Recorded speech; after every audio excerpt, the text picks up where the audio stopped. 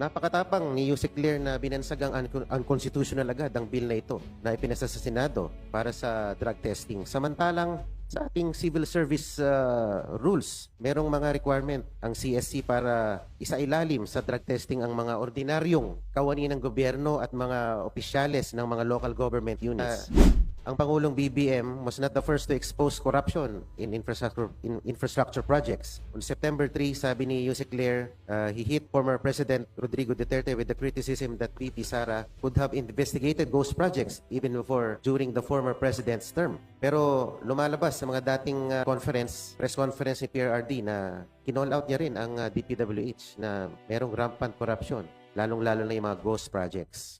Kung mahusay sana ang pamumuno ng ating gobyerno, hindi na natin kailangan sanang gumastos ng napakalaki sa social media para ipagtanggol ang administrasyon na ito. Yun nga pong ating dating Pangulo na